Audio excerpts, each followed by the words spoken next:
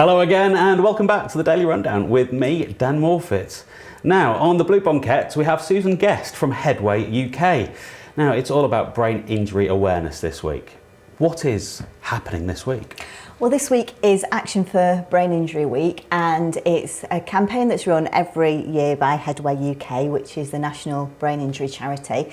And every year we have a different theme. So this year our theme is concussion in sport.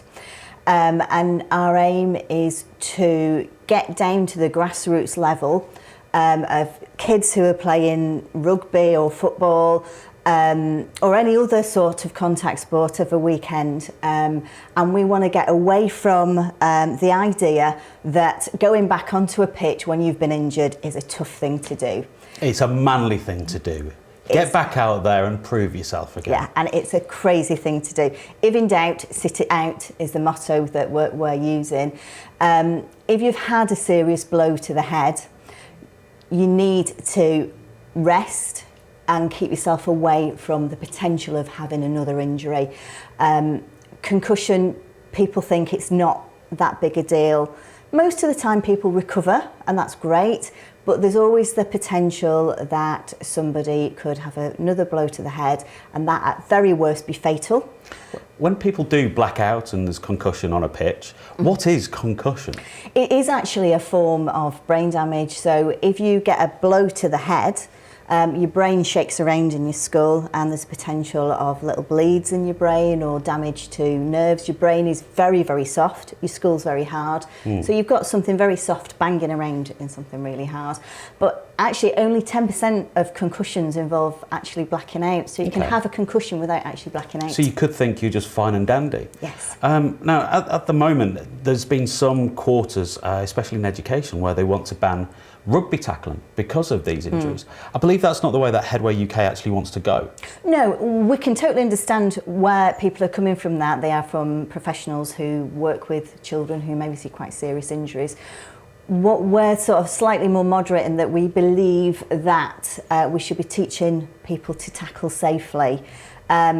You know, in terms of protecting your head and protecting your spine, because the worry is that potentially people could get to 18 and they've not learned how to tackle safely. They're then playing the big boy game and not doing it as safely as they would have done if... It's just a case of better training on the pitch, isn't it? And making those youth coaches more aware of the mechanics of this, really. Yeah, so we have actually got, if you go to concussionaware.org.uk, Headway have actually put a special page up relating to everything concussion. And there's a pack that will show you the concussion tests, protocols for if you need to sit out, advice and information when to go for medical advice. I know. I read in the last week about a report that says if you have concussion, it could affect your sleep for up to 5 years later.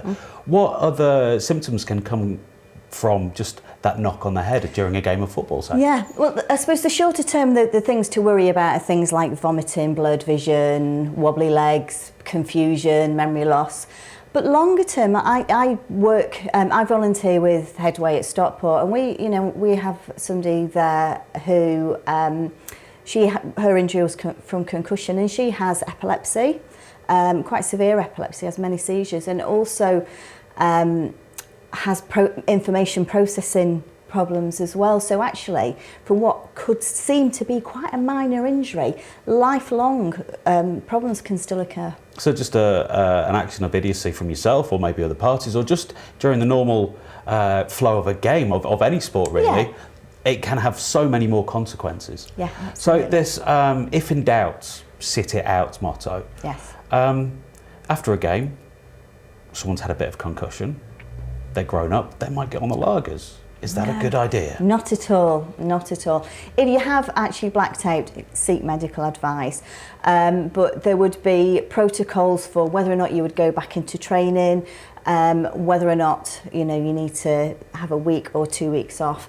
If you think about it, you've had a blow to the head, there might be potential little bleeds or things like that there. The last thing you want to be doing is getting your heart rate going. You want to rest. And it's about looking after yourself so that you're not causing further damage that could be really serious and result in death or lifelong impairment. This isn't health and safety gone mad.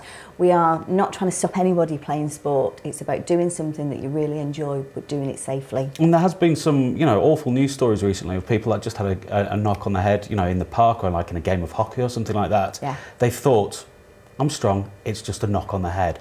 And, 3 days later, died. Yeah. So, we're in this age where we don't want to bother medical professionals, but if you do have a concussion, you should seek maybe St John's Ambulance or other medical people on the side. Most coaches are trained medically, but you would always advise to go and see a doctor or maybe A&E. Yeah, A&E, ring your doctor, the 111 number, and get advice, and they would be able to tell you whether or not to go into hospital or you just need to rest. But yeah, your brain is the most important organ that you've got. We need to look after it. You only get one. Don't take risks. What else is happening on this awareness week? Well, part of the week is about raising awareness of Headway UK. We're over a 30-year-old charity that nobody's ever heard of. And we also, on the Friday, we have the fundraising element. There's groups and branches all over the country, and we run on a shoestring. And we do Hats for Headway on Friday, where people will wear silly hats to work and donate a bit of money to either Headway UK or to the local group or branch. And with things like this, I know in America at the moment, there's been a film called Concussion with Will Smith about NFL players. We've got our own things here as well, and looking at like Premier League football, great strides have happened in the last few years where concussion was just a thing where you got dealt with on the pitch, you'd go back and play. There was the massive incident of Hugo Lloris, the Spurs goalkeeper. He got knocked out, and some steps were put into place that said, you're coming off right now, you're getting substituted. He tried to fight it, but he was taken off. And that seems to be a good thing, not just for Headway UK, but just for sports people to recognise that if it's happening in the highest echelons of the game, it should be happening at grassroots. Yeah, and I think the important thing is that the people, the Premiership footballers, are role models to kids. So if they're seeing their heroes go back on to the pitch when they're in a confused state, they think that's an appropriate thing to do. They think that's a tough thing to do. And what we're calling for is that for the FA to take it more seriously, which thankfully they are, and for the rugby governing bodies, so that they are sending out positive role models to children that you don't take chances with your brain. And, a few years ago, Peter Cech, the former Chelsea and now Arsenal goalkeeper, got into a quite serious head injury, and now he wears a protective headgear all the time. That's a good thing, surely. Certainly with rugby, there's issues around the scullies, in that they keep you beautiful. And they protect your ears. Yeah, no cauliflower ears. Yes, but they don't actually protect your brain. There's an argument that they actually potentially increase the chance of brain injury because you don't get that sense of feeling of where it's a safe place to put your head because things would hurt your ears. Your spatial awareness as well is a little bit thing. So the scullies don't necessarily help protect your brain. And I believe that's the main problem that the NFL and American football's having, is because they have such big protective armour, they have a helmet on, they think they have so many levels of protection, they can go harder, they can go faster, and at full whack into people who are like 300 pounds heavy. Yes. And that actually does them more injuries because they have such protective gear. They think a bit of plastic and a bit of metal is going to save them. Yeah, and the thing is that the brain shakes around in the skull. So you don't necessarily need to hit something. Your head doesn't necessarily need to hit something. Whiplash injuries can cause concussions and things like that. It's around the brain shaking around in the skull and causing damage that way. People don't really think of it, do they? They just think you've got a noggin on the top of your neck. But it is like an egg in there. And if you shake an egg fast enough, it'll break. Yeah, and absolutely. when you crack it, it will look a mess. So if we can get more information on this all throughout this week, what's the website again that people can go onto? The specific one for the concussion one is concussionaware.org.uk. Concussion's one of those words that I can never spell right, so you can also go to headway.org.uk, and there's information about concussion and also Headway's other services. I'm just trying to think myself. Concussion's one S, no H. Is that right? Or is it two S's? I think there's two S's, but see, we can't even do that. I know. We're professionals.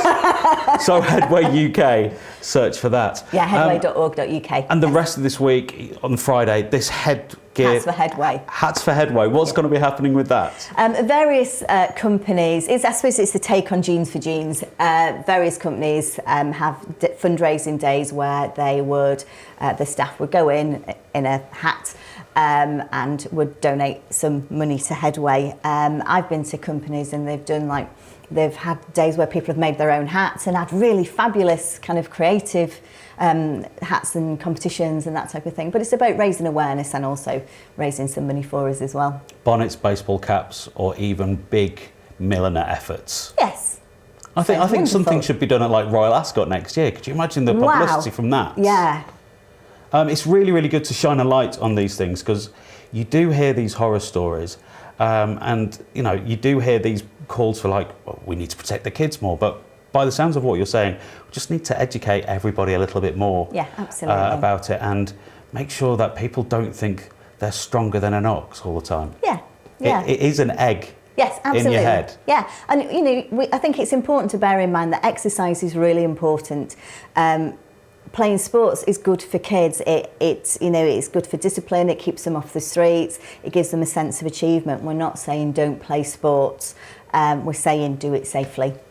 Thank you so much for coming in, and hopefully we've given Headway UK the platform it deserves because everybody's just got to look after their head. Yes, absolutely. Suzanne Guest from Headway UK, thank you so much for joining us.